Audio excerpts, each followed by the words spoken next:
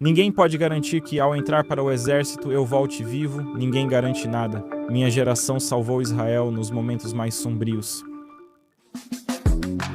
Muito obrigado por se juntar a nós. Obrigado por estar aqui conosco, Ale. Oficialmente, muitas democracias já presenciaram protestos em massa contra o alistamento militar. Nos Estados Unidos, mais notoriamente durante o Vietnã, na França, durante a Argélia, na Rússia, mais recentemente, por causa da Ucrânia.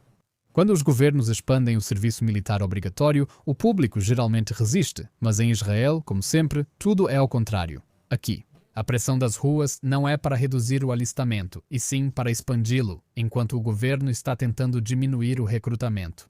Por anos, a isenção dos homens ultra-ortodoxos do serviço militar foi motivo de irritação e queixa política, mas as pessoas só reclamavam e seguiam em frente. Era injusto, mas fazer o quê? A vida é assim. Até que veio o 7 de outubro e isso deixou de ser só teoria. Desde que o Hamas invadiu Israel, dezenas de milhares de reservistas foram convocados repetidamente, alguns por centenas de dias. Carreiras em pausa, diplomas adiados, famílias levadas ao limite. O fardo não é mais simbólico, é insustentável, e a questão demográfica torna isso urgente. Aproximadamente metade dos alunos da primeira série em Israel hoje são árabes ou ultra-ortodoxos. Cidadãos árabes não são recrutados, ultra-ortodoxos não são recrutados, mulheres religiosas não servem. Estamos olhando para um futuro próximo em que aproximadamente metade dos israelenses de 18 anos veste uniforme e a outra metade não. E no caso da comunidade ultra-ortodoxa, isso não é simplesmente liberdade. Eles estão presos a um sistema religioso que torna sair extraordinariamente difícil. Mas o resultado prático é o mesmo. A defesa de Israel está recaindo sobre um segmento cada vez menor da sociedade. O governo Netanyahu tenta aprovar nova lei de alistamento. Críticos, incluindo eu, dizem que não é uma lei real, mas sim para evitar o serviço militar. O objetivo dela é formalizar a isenção dos ultra-ortodoxos que não querem servir, e isso está destruindo a coalizão de Netanyahu. Por isso, os partidos ultra-ortodoxos saíram furiosos meses atrás, e agora ele tem um governo minoritário. Se não percebeu, a questão pode até antecipar eleições, caso o fracasso em aprovar a lei leve partidos ultra-ortodoxos a não apoiar o orçamento de Netanyahu. Em resposta à crise, os reservistas têm se mobilizado não contra o alistamento, mas por igualdade dentro do alistamento. Antes de começarmos, se você gosta deste programa, por favor, certifique-se de se inscrever no YouTube, Spotify ou Apple Podcasts. E se você estiver ouvindo no Apple ou Spotify, uma avaliação de 5 estrelas ajuda muito. Este podcast é completamente independente. Você pode apoiá-lo em patreon.com/elonrecord por apenas $10 por mês. Siga-nos no X e no Instagram em elonrecord. Se quiser patrocinar o programa, entre em contato conosco. Yonatan Shalev é um dos líderes dos reservistas. Ele está rindo aqui e não gosta de ser chamado de garoto propaganda. Tem 23 anos. Você já vai entender por que eu chamo de garoto propaganda. Ele tem 23 anos e serviu em uma unidade de forças especiais na guerra de 7 de outubro. Assim que ele completou o serviço militar obrigatório, voltou direto para a reserva por mais 150 dias em um país normal. Aos 23 anos, você já teria um mestrado, iniciando carreira e construindo a vida. Nessa idade, eu entrei voluntariamente nas Forças de Defesa de Israel após concluir o mestrado. Yonatan vive em uma realidade onde pode ser chamado de volta ao serviço a qualquer momento. Como alguém constrói uma vida assim e como se constrói uma vida em um país que criou 2 categorias de cidadania? Cidadãos que servem e não recebem nada em troca, e cidadãos que não contribuem e recebem muito em troca. Esse episódio é importante para mim. Vi muitos jovens da minha idade pausarem suas vidas nos últimos 2 anos. Muitos perderam suas vidas, e isso acontece porque estão sendo obrigados a carregar um fardo que outros se recusam a compartilhar. Eles fazem isso de boa vontade, com amor. Eles não estão ameaçando parar de fazer isso, só querem que outros também ajudem, e eles são os melhores entre nós, aqueles que deveriam estar formando famílias e construindo empresas. E unicórnios que impulsionam a economia israelense. Este podcast normalmente foca em Israel no cenário mundial. Hoje, estamos olhando para dentro para entender o custo humano de um país que nunca conheceu um dia de verdadeira paz. Yonatan Shalev, as câmeras estão gravando, tudo está registrado. Bem-vindo ao estúdio. Obrigado, Elon. Obrigado por me receber também. Vi você rindo quando te chamei de garoto propaganda dos reservistas. Você não gosta? Tô começando a gostar um pouco mais, mas quero dizer, tenho que me acostumar com isso. Beleza, então. Nós vamos mergulhar na história da questão do alistamento, da política e de tudo mais. Mas antes, você não deu muitas entrevistas em inglês, então vamos te apresentar para o público. De onde você veio? De repente apareceu na vida dos israelenses? Muitos te viram em debates famosos na TV em painéis. Conte sua história. Como se tornou um dos principais ativistas dos reservistas? Acho que quando terminei meu serviço obrigatório no exército, percebi isso. Em Israel, estão sendo tomadas decisões políticas que basicamente estão desmontando nossa capacidade de viver em um país estável. E naquele momento singular, lembro quando um dos meus amigos mais queridos, o nome dele era Jonathan Deutsch, ele estava no meu esquadrão, no exército, na minha unidade. Ele foi morto por terroristas do Hamas no Vale do Jordão enquanto ia de carro ver sua noiva. Naquele momento, tudo começou a mudar para mim. Eu ainda não entendia exatamente o que queria fazer. Eu só sabia que estava encerrando meu serviço após 1 ano de guerra e 3 anos de muita dificuldade. Você sabe, na Judéia e Samaria e um pouco mais na costa ocidental. E eu entendi que os jovens em Israel precisam dar um salto nas águas lamacentas para fazer uma mudança clara. E realmente, quero dizer, desculpe as palavras, mas eu não ligava nem um pouco por ter 20 anos naquela época. Quero dizer, eu entendi que se eu quiser viver neste país pelos próximos 20 anos, a mudança precisa acontecer. E a mudança tem que vir da geração mais jovem, quero dizer, da geração mais jovem que viu o verdadeiro peso da guerra, da geração mais jovem que realmente pagou o preço mais alto. Porque todos pagaram um preço em Israel, especialmente os que estavam no serviço obrigatório, incluindo os reservistas mais velhos. Nós perdemos, não digo muitos, mas uma quantidade significativa de amigos. Perdemos dezenas de amigos. E também perdemos nossa vontade de viver aqui. Esse é o problema. Quero dizer, a maioria dos jovens perdeu sua ambição.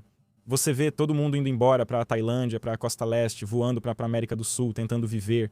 Quero dizer, suas vidas. Quero dizer, como deveria ser. Você quer dizer, de férias, eles estão viajando? Quero dizer, eles estão indo viajar de férias, mas não estão voltando. Porque eu acho que a maioria da geração mais jovem está entendendo que o sionismo não é mais suficiente, o que é um problema sério aqui em Israel. E quero dizer, eu não acho que o sionismo seja tudo, porque quando eu cresci nos Estados Unidos, quero dizer, a gente acordava de manhã. As pessoas, quero dizer, a maioria das pessoas que estão assistindo não são de Israel, mas em Israel, eu tenho que explicar para os meus amigos que às 7h30 a gente começava todo dia na sinagoga da escola, a gente rezava, e aí o rabino vinha. E ele falava sobre o verdadeiro e forte significado de Israel e do Oriente Médio e como é esse país. Quero dizer, é uma oportunidade única na vida e a gente tem que prestar o nosso mais profundo respeito. Então esses são os valores com os quais eu cresci, também pregando eles. E em Israel, quando você cresce em meio à guerra e cresce em uma vida muito dura, quero dizer, é uma vida muito difícil, sabe? Crescer assim. Tivemos a guerra de Tsukaitã em 2014. Quando estávamos na escola, tivemos a Operação Borda Protetora, tivemos muitas operações acontecendo e tivemos o coronavírus aqui. Tudo estava uma loucura. E quero dizer, a geração mais jovem só quer respirar um pouco. E quero dizer, e isso me assusta porque não quero que ninguém saia deste país. Quero dizer, o país pelo qual lutamos e agora. Quero dizer, você estava me chamando de garoto propaganda. Quero dizer, acho que tudo começou naquela época, quando decidi que queria tomar uma posição clara para a geração mais jovem em Israel. E provavelmente a melhor maneira de fazer isso é dando o salto para as águas turvas, que é ser um ativista. Então me ajude a entender o que realmente está em jogo nessa questão sobre se os ultra-ortodoxos servem ou não. É uma questão de segurança, pois o exército diz ao governo que precisa de mais homens. É uma questão de igualdade e justiça. Não é justo que alguns possam ir para a faculdade enquanto outros precisam servir. Ou é uma questão de construir um contrato social mais sustentável para que este país tenha sucesso no futuro? O que é que te faz levantar da cama de manhã para ir gritar nos debates de TV? Então, eu acho que o que faz as pessoas de diferentes lares em Israel concordarem é a questão da segurança. Quero dizer, agora em Israel, há cerca de 15 mil soldados que precisam do exército para alcançar seus objetivos. Quero dizer, o chefe do Estado-Maior disse isso, todos os majores e todos os generais do exército também disseram isso. Faltam 15 mil homens no exército e estamos enviando soldados. Soldados de combate. 15 mil soldados e estamos mandando avós para a 5ª rodada do serviço de reserva, porque jovens aptos não querem vender exatamente. E aqueles que carregam todo o peso da economia de Israel, não é só que eles são velhos, eles são os que estão construindo Israel. O Israel que conhecemos, a nação das startups, o Israel com as melhores academias que temos aqui, o Israel forte que conhecemos. E imagine, quero dizer, na América aconteceria a mesma coisa. Quero dizer, as pessoas que fazem a América ser grande, aqueles que, quero dizer, carregam a economia nas costas, iriam embora. Quero dizer, os de Wall Street fariam 5 períodos de serviço de reserva em 2 anos, totalizando 360 dias de guerra. Isso é uma loucura. Às vezes eu não consigo entender nem um pouco, quero dizer, porque é disso que eu estava falando no começo. Que decisões políticas estão sendo tomadas, decisões de curto prazo, para manter a coalizão forte e estável. E elas estão prejudicando o nosso futuro, e estão prejudicando o futuro de Israel. E o que mais importa para mim é a igualdade, porque igualdade, quero dizer, às vezes é usada tipo como um termo de esquerda, sabe? Dizendo isso em Israel. Quero dizer, quando você está pregando pela igualdade, então, quero dizer, você está pregando por outras coisas que vêm um pouco da esquerda. Mas igualdade, quero dizer, estamos vivendo em um Estado democrático, o único no Oriente Médio. Quero dizer, não é uma democracia tão estável agora. Mas agora somos uma democracia liberal também, o que é importante, uma democracia liberal. E enquanto formos uma democracia liberal, todos têm que obedecer às leis, certo? E quero dizer, essa questão da lei do alistamento dos Haredim está acontecendo desde 1948. Quero dizer, quando Ben Gurion, quando ele basicamente, acho que Ben Gurion foi o primeiro-ministro que criou a lei do serviço obrigatório. E Ben Gurion também deu uma isenção muito pequena.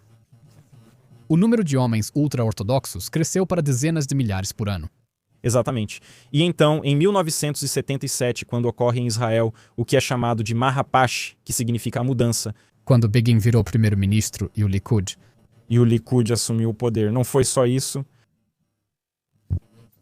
Kerut, exatamente. E então o que aconteceu? Menachem Begin, quando ele formou sua coalizão para conseguir os Haredes do Avoda, que é o Partido Trabalhista.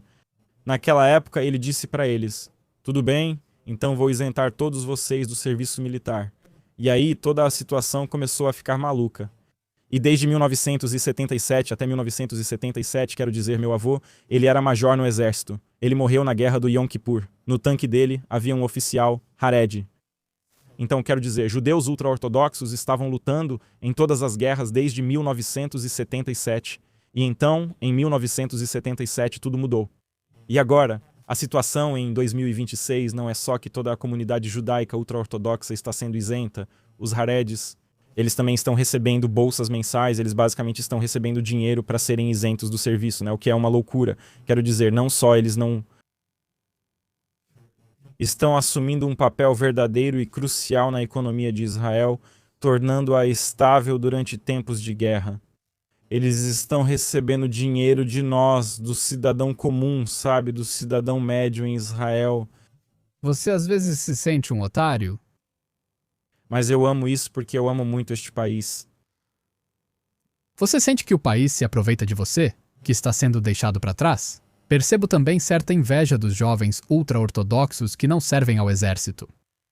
Eu não tenho inveja deles, acho que eles é que deveriam ter inveja de nós, mas eu tenho inveja da situação em que eles recebem bolsas mensais para serem isentos. E nós ainda temos que fazer 5 rodadas de serviço de reserva por ano. E, olha, às vezes eu simplesmente não entendo como, durante a guerra, como é que uma coalizão que é muito de direita, que deveria, sabe, se orgulhar de estar ao lado dos soldados e nos dar tudo o que precisamos, está aprovando leis tão horríveis que ajudam aqueles que não carregam o peso nas costas?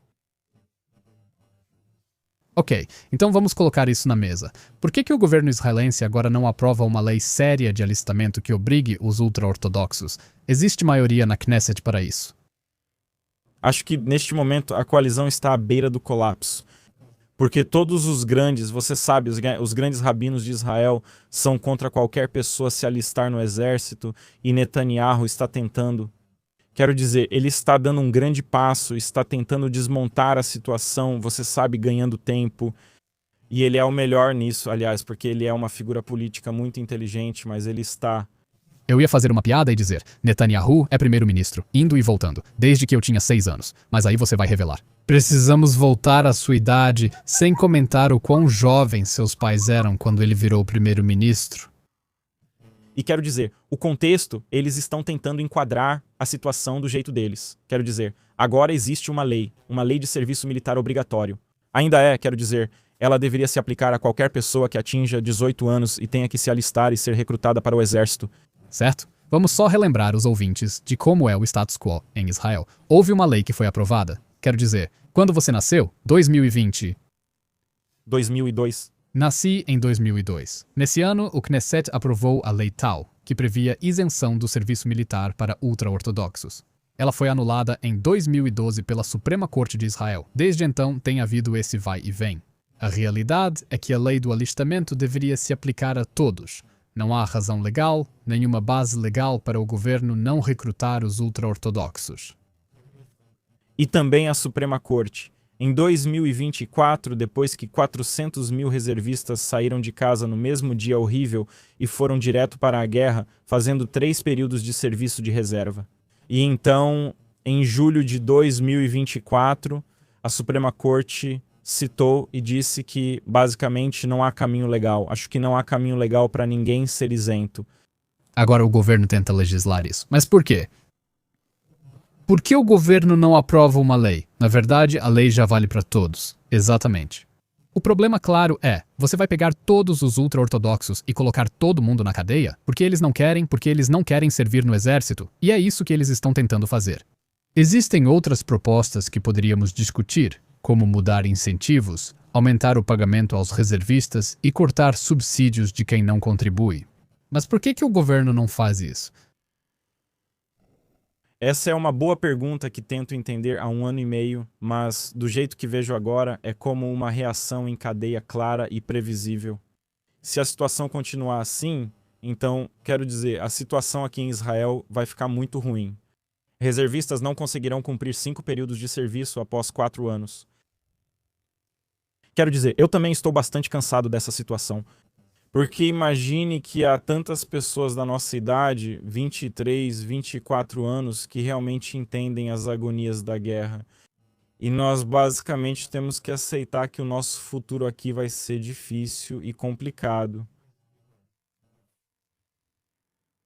Então, voltando à primeira pergunta que você fez, basicamente, quero dizer, nós começamos isso porque eu acredito no Estado de Israel, eu acredito muito neste país, e eu acredito que daqui a 20 anos nós podemos ter, quero dizer, 2 futuros aqui, ou um futuro em que, quero dizer, 50% de os cidadãos deste país, árabes e judeus ultra-ortodoxos, simplesmente não são recrutados para o exército.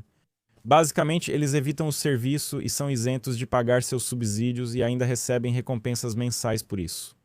Podemos viver em um futuro melhor, onde as pessoas realmente servem no exército e iniciam suas vidas.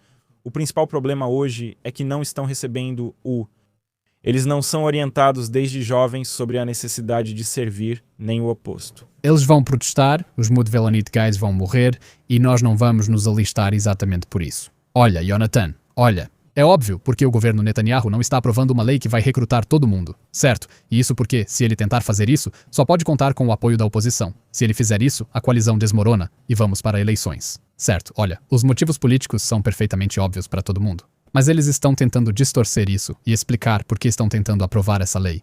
E eu acho que um dos argumentos que ouvimos das pessoas que apoiam mais os ultra-ortodoxos olha, e eu quero colocar isso para você, não é verdade que os ultra-ortodoxos não estão contribuindo. Eles contribuem enormemente.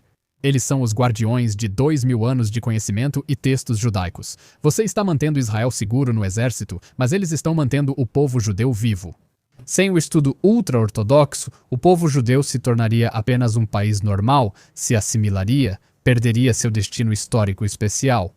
Eles protegem o antigo conhecimento judaico que estudam. Nem estamos entrando na metafísica que diz que eles nos protegem, trazendo proteção divina, eles estão protegendo a própria civilização judaica. Isso é um serviço e deveria ser reconhecido. Tenho uma pergunta para o Estado. Então, por que eles aceitaram em 1948 ter apenas 400? Basicamente, estudiosos supremos e inteligentes da Torá, e agora, quero dizer, o Ulama Torá, como conhecemos, quero dizer, o mundo da Torá, o judaísmo, quero dizer, agora, no nosso futuro, agora em Israel, nunca foi tão forte como agora. Quero dizer, A quantidade de dinheiro que está sendo investida nessas yeshivas, a quantidade de dinheiro que está sendo gasta com elas. Para poder, você sabe, viver uma vida assim, quero dizer, é uma vida muito difícil. Viver como um estudioso extremo da Torá, estudando das 8 da manhã até as 10 da noite. Quero dizer, não estou rindo deles, não vejo isso. Quero dizer, como algo que não está contribuindo. Acho que agora eles estão zombando da gente, nos tornando piada. Porque agora, todo ano, há cerca de 66 mil pessoas das comunidades ultra-ortodoxas em Israel que estão prontas para serem recrutadas. Da minha idade... Só dos homens, há mais 66 mil mulheres que estão trabalhando no radar. Exatamente das idades de 18 a 24 anos. Então, quero dizer, se você olhar para a quantidade de ultra-ortodoxos em Israel, pergunte a si mesmo, agora há cerca de 1,5 milhão deles. Todo mundo está estudando? O que as pessoas que não estudam estão fazendo?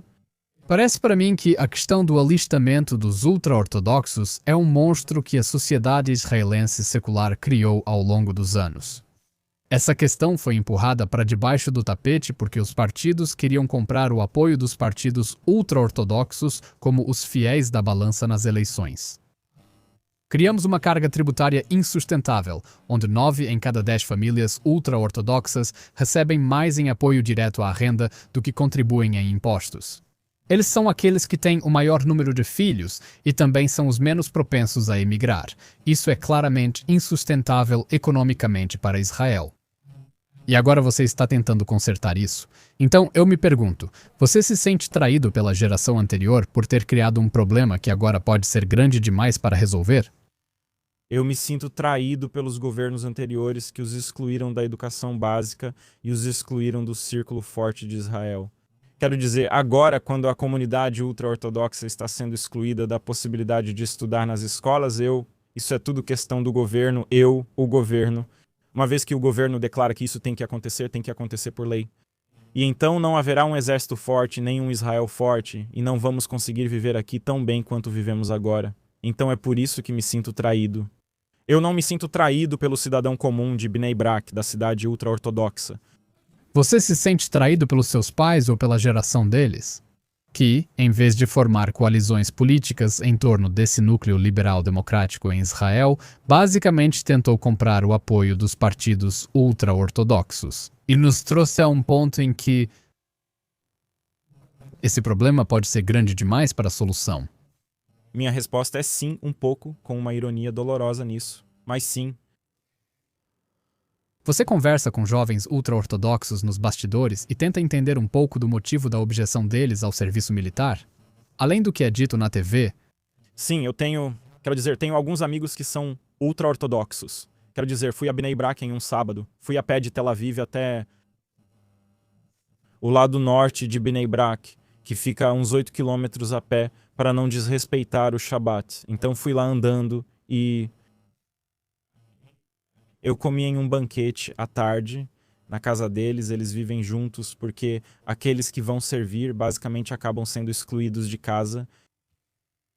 E tive conversas profundas com eles e eu realmente queria entender por que eles não queriam ser recrutados antes de tomarem a decisão. E a resposta deles foi, antes de tudo, que eles não conseguiriam manter sua identidade muito religiosa. Eles pensavam que o exército iria arruinar isso, mas agora está provado que não. As Forças Armadas criaram unidades específicas para os ultra-ortodoxos. E eles podem viver a vida deles como viviam antes, e até estudam mais do que estudavam antes. E a segunda coisa é que eles têm muito medo de deixar o estilo de vida que viveram até então. Quero dizer, imagina, foi muito difícil para mim me mudar dos Estados Unidos de volta para Israel, não é fácil. Então, para eles, não é fácil dar esse salto e mudar totalmente o estilo de vida. Porque não se trata apenas de mudar o estilo de vida, é romper os muros do gueto, sair de uma comunidade religiosa fechada, onde a autoridade é do Rebbe, e sair para o mundo moderno, onde de repente você percebe que tem escolhas. E também que eles não estavam preparados o suficiente para o mundo moderno. Quero dizer, eles não podem sair e trabalhar, em empresas ou em lugares que estejam preparados para o século XXI, porque eles foram excluídos da educação básica e não podem entrar nas universidades de Israel porque foram excluídos da educação básica. Então, quero dizer, você estava falando sobre eles quebrarem os muros do gueto, isso é uma coisa, e a segunda coisa é, uma vez que você quebra esses muros, o que você faz, para onde você vai? Um dos argumentos que ouvimos dos ultra-ortodoxos é, sabe, estamos dispostos a servir, tudo bem, mas estamos preocupados com a erosão espiritual de entrar no exército e perder nosso estilo de vida ultra-ortodoxo. Queremos garantir que entraremos e sairemos do exército como religiosos. Eles já têm isso garantido agora com a brigada Hashmonaim. Ninguém pode garantir isso. Não, mas escuta, também ninguém pode garantir que uma vez que eu entre para o exército, eu volte vivo para casa. Ninguém pode garantir nada. E é isso, você entra para o exército, você serve ao seu país, você não serve a mais nada. E isso, eu acho, é uma coisa espiritual em Israel. Quero dizer, muitos amigos, meus amigos que são judeus, sionistas, quero dizer, eles também são judeus religiosos. Eles também veem isso, às vezes eles entendem que não é. Não é só que eles entram e conseguem manter, sabe, o estilo de vida religioso deles vivo no exército. É que o aspecto espiritual de proteger seu país, esse é o ponto. Isso é sionismo, isso é a Torá, isso é Deus. E quero dizer, meus melhores amigos religiosos no exército, quero dizer, eu costumava ver eles colocando tefilim de manhã dentro da zona de combate. Eu via eles fazendo minchá. Eu costumava ver eles fazendo todas as orações deles nos momentos mais perigosos e eles continuavam. Essa é a beleza da religião israelense, na minha opinião, e não daqueles que tentam se separar dela. Ok, mas olha, os ultra-ortodoxos querem essa garantia de que podem entrar religiosos e sair religiosos. E como você disse, obviamente não há garantia de que você vai entrar e sair vivo. Mas o exército está tentando acomodar unidades especiais para eles. Há um plano interessante do ex-primeiro-ministro Naftali Bennett que afirma: Israel precisa urgentemente de mais segurança nas fronteiras. A fronteira com o Sinai e o Vale do Jordão carecem de proteção adequada. Podemos instalar bases a cada poucos quilômetros. Os homens ultra-ortodoxos viverão em uma pequena comuna acadêmica, onde podem estudar, guardar e dormir por 8 horas cada. Parece brilhante. Mas se Israel está disposto a fazer essas concessões aos ultra-ortodoxos para que eles sirvam, por que estamos vendo essa resistência tão forte em servir de qualquer forma? Como você explica essa mentalidade de preferir morrer a se alistar no seu exército por causa dos rabinos? Olha, você precisa entender que a comunidade ultra-ortodoxa em Israel, os rabinos, controlam tudo. Uma vez que os judeus ultra-ortodoxos entram para o exército, então os comandantes passam a ser responsáveis pelos soldados, e não mais o rabino. E é disso que eles têm medo. Eles têm medo de perder essa figura muito rígida a qual eles se opõem e que controla a vida de todos. Eles perderão isso quando os virmos entrando no exército. Não são apenas os rabinos que se opõem. Nas ruas, na TV, jovens gritam: vamos morrer, mas não vamos nos alistar. Quero dizer, acho que isso é o extremo, né? Os extremistas. É um extremo? Já não tenho mais certeza. Ok, do seu ponto de vista como alguém que está tentando resolver esse problema e trazer os ultra-ortodoxos para servir no exército. Qual a profundidade e abrangência da objeção ao recrutamento igualitário na comunidade ultra-ortodoxa? Muito grande, é realmente muito, muito grande. Sim, exatamente. Quero dizer, eu concordo com você, retiro o que disse, mas o que estou tentando resolver é um problema muito mais profundo. Com o que está acontecendo. Como podemos manter as melhores mentes de Israel, os melhores jovens de Israel aqui? Como podemos mantê-los em Israel diante do que vejo acontecendo? Resolver isso começa nas Forças Armadas, é isso. Quero dizer, o sionismo sempre andou de mãos dadas com as Forças Armadas, porque isso é o sionismo e também o judaísmo. Quero dizer, você vê David Amelit, você vê Shaul, todos eram, quero dizer, eles eram soldados de combate, os melhores.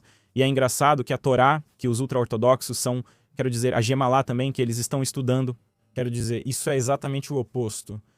E você falou sobre a proposta de Naftali Bennett, eu ouvi isso de muitas outras figuras políticas em Israel. E, aliás, só um pouco de contexto. O plano de Bennett vai além de apenas posicioná-los a cada 500 metros. A ideia, de modo geral, e eu concordo com essa declaração de princípio, O Estado deve servir às pessoas que o servem e não deve servir àqueles que tentam empurrar o fardo para outras pessoas. Exatamente, ele quer dar mais subsídios e apoios para os reservistas. Do ponto de vista econômico, discordo do desconto de 1 milhão de shekels na compra de um apartamento novo ou de 50% na conta de eletricidade. Eu não acho que essa seja a maneira certa de fazer isso. Acho que você deveria simplesmente dar dinheiro para as pessoas e recompensá-las pelo tempo delas. E então retirar todos os diversos apoios das pessoas que escolhem fugir de suas responsabilidades, como descontos em impostos municipais e demais descontos a que tem direito. Acho que a proposta dele é a melhor. Pois a pergunta que mais me faço será que conseguiremos ter sucesso preservando este país? E essa proposta de que você está falando, de que o país precisa dar àqueles que o servem e não àqueles que não o servem. Quero dizer, não é necessário ter uma ideologia forte para resolver esses problemas. Concordo plenamente com essa ótima proposta e espero vê-la no próximo governo. Qual político tem o melhor plano para recrutar os ultra-ortodoxos? Eu acho que no momento, Naftali é o único que propôs algo que, quero dizer, é viável, que você pode realmente fazer. Além disso, ele também apresentou o seu plano de ação e suas táticas. Eu acho que aquele cara, o Eisenkot, está tentando resolver isso de uma forma diferente, quero dizer, de uma maneira mais estável. Naftali, quero dizer, está indo com tudo. Tirando o dinheiro das bolsas mensais deles e dando para os reservistas militares, o que pode causar algo grande. Sabe, é como um grande estouro aqui em Israel. Acho que todo mundo tem uma proposta, mas acho que agora a proposta do Naftali é a única que, quero dizer, que a gente poderia, que nos garantiria que este Estado, em 20 anos, vai continuar sendo o Israel que conhecemos hoje. Porque se não resolvermos esse problema nos próximos meses, então, quero dizer, isso vai nos atingir com a força de um trem em alguns anos. Jonathan, Israel não vai continuar como está agora, Israel está mudando, Israel vai se tornar mais religioso, mais conservador, mais aredi. Não há problema em se tornar mais religioso, porque há muitas pessoas religiosas aqui que estão ficando neste país. Mas há um problema em se tornar um Estado religioso e perder sua democracia, seu valor democrático também. Acredito que muitos não compreendem a dificuldade de ser um Estado democrático, liberal e também judeu. É nesse ponto que os extremistas tentam nos influenciar. Quero dizer, é exatamente o que aconteceu em grandes países também. Eu olho para o Irã costumava ser um país muito... não era um Estado democrático, também não era liberal. Mas o Shah, quero dizer, ele era uma autocracia. E ele, quero dizer, ele agia como um rei. Mas o país estava em boas mãos, quero dizer, tinha uma ótima economia, tinha pessoas excelentes, e agora o Irã, até mesmo a única coisa que eles mantiveram daqueles dias, quero dizer, é o valor científico que eles têm grandes cientistas, quero dizer, eles ainda, e eu, não conseguem nos superar. Então, o negócio é o seguinte, sabe? Eric Adams, o ex-prefeito de Nova York, ele veio aqui para Israel há alguns meses e ele disse que tem medo de que Israel se torne uma yeshivá com armas nucleares em alguns anos, e eu levo isso muito a sério. Ouvir isso de quem não mora em Israel e foi ex-prefeito da maior cidade judaica do mundo, acho que maior até que Jerusalém. Vou compartilhar algo que me incomoda nessa discussão sobre serviço, sem tirar do contexto, por isso trago à tona. Concordo que deveria haver um recrutamento igual para todos. Me enfurece a ingratidão de uma grande parte da população que insiste em transferir o peso para ombros cada vez mais estreitos. Não é só que isso é injusto, eu entendo que economicamente é completamente insustentável para este país. Mas há algo que me deixa muito desconfortável, como alguém que acredita na democracia liberal, com essa ideia de que todos devem servir ao Estado. Tá bom. E eu fico pensando, peraí, não, o Estado existe para servir ao cidadão. Ele cobra impostos de mim, mas a ideia de que todo cidadão precisa dar algo ao Estado sem ser por livre e espontânea vontade, né? Serviço militar obrigatório. Você pega um jovem de 18 anos que é um adulto, que deveria ter liberdade, e você obriga essa pessoa a trabalhar. É uma forma de trabalho forçado. Você obriga ela a trabalhar, até mesmo a arriscar a própria vida. Isso é algo que, como liberal, me deixa desconfortável. Há quem diga que Israel talvez nem precise de conscrição por ser uma solução antiliberal. Talvez o que precisamos seja de um exército profissional e você simplesmente paga as pessoas para servirem no exército. E aqueles que quiserem aceitar o pacote porque acreditam nisso ideologicamente vão fazê-lo. E se não houver pessoas suficientes, então você simplesmente paga mais para elas. Mas a solução não é a coerção. E a solução não é uma ideologia que não seja uma ideologia muito liberal, que diz que todo cidadão tem que dar algo ao Estado. Não. Israel é um país muito estranho. Quero dizer, esse milagre que foi estabelecido em 1948 com a gente sendo cercado por 7, você sabe, estados inimigos. Agora não são só estados, também é a faixa de Gaza, seja lá o que for.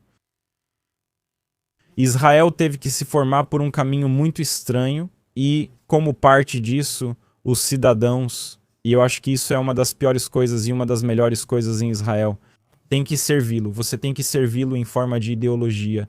Tem que servi-lo de uma forma, sabe, realmente servindo o país, se alistando para a reserva, se alistando também para o exército.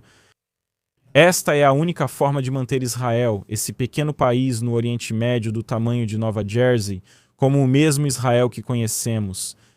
Essa é a única maneira. Se você não serve ao país, então esse país seria destruído. Quero dizer, vimos isso em 1948, vimos isso em 1967, vimos isso em 1970, vimos isso em 1973.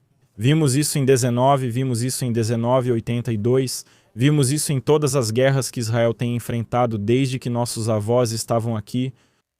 E eu também sou liberal e eu também, quero dizer, quando eu morava nos Estados Unidos, a gente não precisava servir ao país. Quero dizer, éramos, sabe, pessoas comuns. Você era um cidadão comum lá, ia trabalhar, voltava para casa. Quero dizer, eu via meus pais lá, via eles pagando seus impostos, via eles vivendo suas vidas, não sendo obrigados, sabe, a servir ao país. E eu acho que esse é o principal problema em Israel e também a parte boa de Israel. Que para isso você precisa ter um entendimento profundo de que se quiser viver aqui, tem que servir. E eu acho que foi assim que os extremistas chegaram ao poder aqui, porque do jeito que eles veem assim, sabe? Servir ao país não é apenas servi-lo, sabe? Fazendo as coisas básicas que o país precisa para se manter forte em termos de segurança e economicamente servindo ao país. Ideologia, quero dizer, na ideologia deles, na ideologia judaica muito extrema, e acho que é isso que está destruindo Israel. Acho que uma das coisas que muitas pessoas de fora não entendem sobre Israel é que este país realmente tem um contrato social muito diferente. É um contrato social extremo. Um contrato social com muitas isenções, brechas e cláusulas de saída. Mas o fato é que simplesmente não é um país que vai sobreviver se continuar seguindo o contrato social anglo-americano. Afirma que, pagando impostos, o Estado não interferirá em seus assuntos. É um país que exige maiores sacrifícios do seu povo e, por isso, é revoltante que isso não esteja sendo compartilhado de forma igual.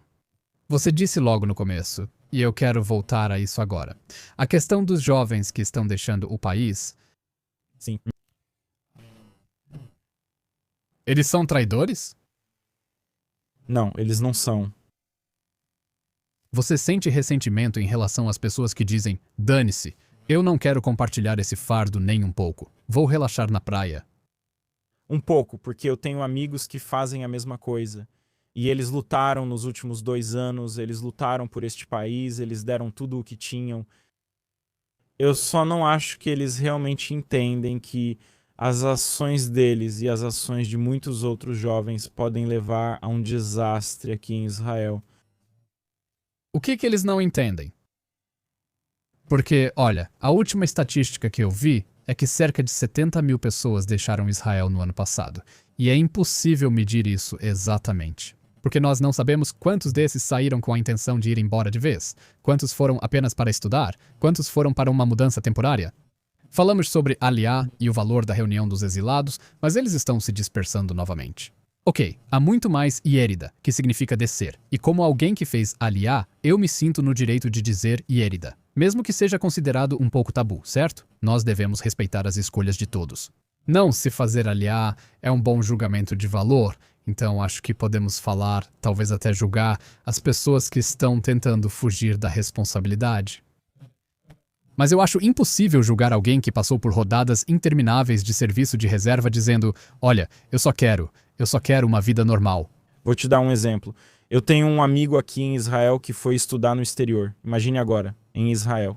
Você vai, por exemplo, se alguém for para o Technion, que é como o MIT dos Estados Unidos, ele vai receber um fundo de pesquisa de, digamos, quero dizer, ele estuda ciência da computação. ele vai receber, tipo, um fundo de pesquisa de 400 mil shekels por 2 anos. E não é no melhor, sabe? Não é no melhor, sabe? Qualidade do espaço para trabalhar. E aí outra pessoa vai para o MIT e recebe 2 milhões de dólares de fundo de pesquisa. Quero dizer, se ele também conseguir uma bolsa, ele vai poder estudar lá e ter o melhor espaço de trabalho possível. Então, acho que parte da hieridade que estamos falando quero dizer, dos melhores cidadãos que Israel tinha para oferecer. Mas Israel, o próprio país, aqueles a quem eles serviram, não conseguiu basicamente dar a eles as melhores condições possíveis para que permanecessem aqui. Acho que o governo de Israel, não Israel em si, deve agir, já que falo de Israel na terceira pessoa.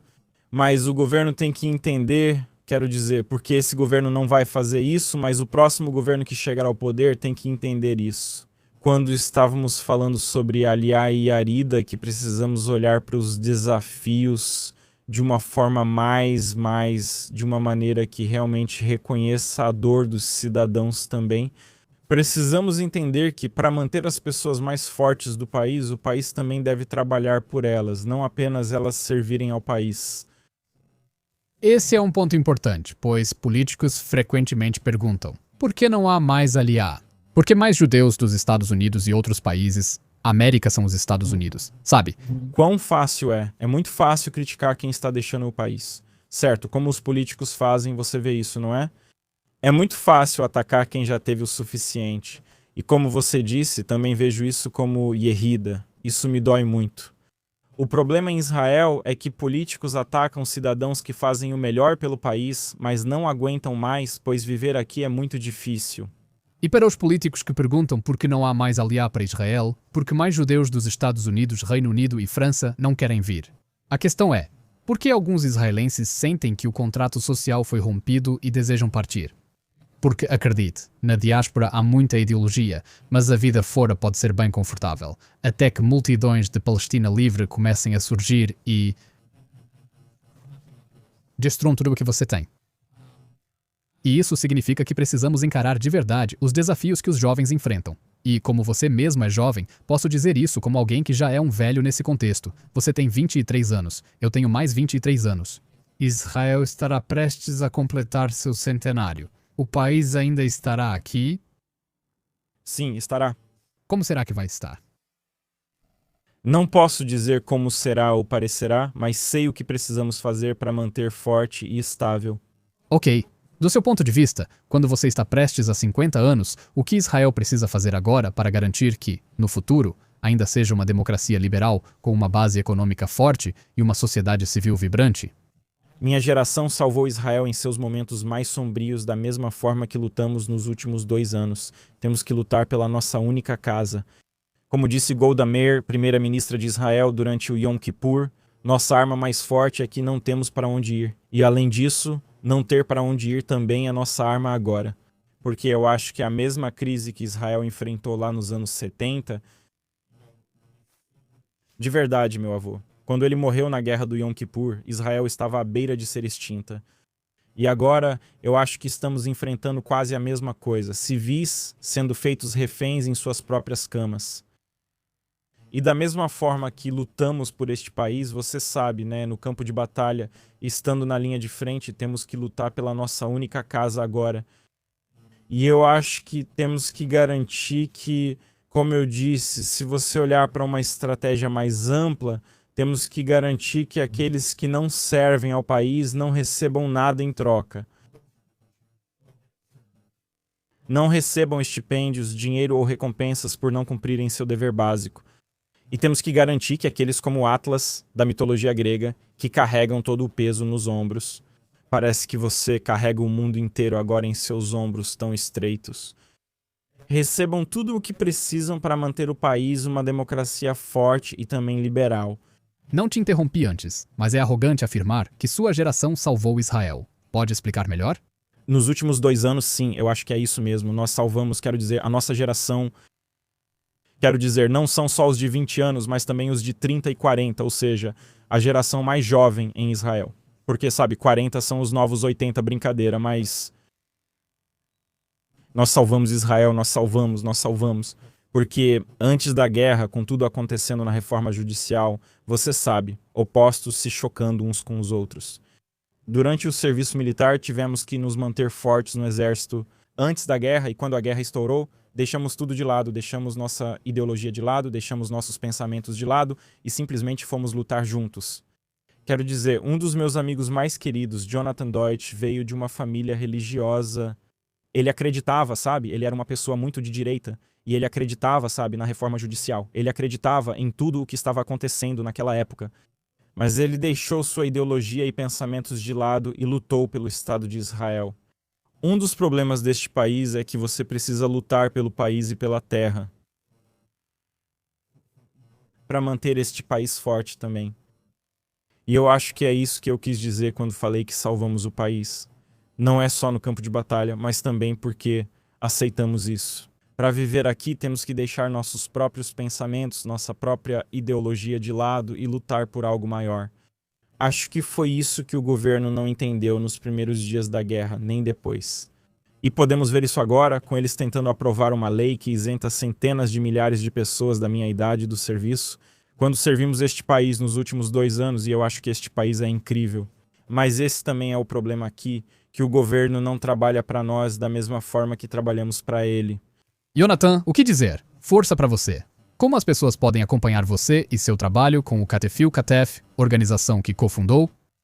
Então você estava falando sobre o Poster Boy. Acho que o motivo de tudo ter explodido é porque, quando terminei meu serviço, não havia jovens aqui em Israel tentando agir pelo seu futuro. E agora, acho que 1 ano e meio depois, somos a maior organização de jovens reservistas, de jovens em Israel também.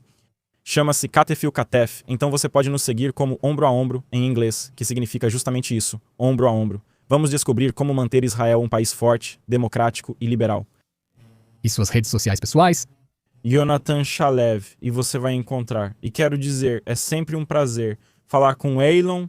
Ok, boa sorte, Jonathan. Obrigado por participar do programa. E é isso para este episódio, gravado nos estúdios M10 em Tel Aviv. Se você achou essa conversa útil, por favor, não se esqueça de se inscrever no YouTube, Spotify ou Apple Podcasts. E se você estiver ouvindo pelo Apple ou Spotify, uma avaliação de 5 estrelas ajuda muito. Siga o podcast no X e no Instagram em Ilon Record. Se você tiver interesse em patrocinar o programa, entre em contato conosco por lá. E se você quiser ajudar a manter o podcast independente. Porque não só Israel, mas este podcast também precisa garantir sua sustentabilidade. Apoie em patreon.com/IlonTheRecord. Em breve, mais conversas. Eu sou Ilon, o Record.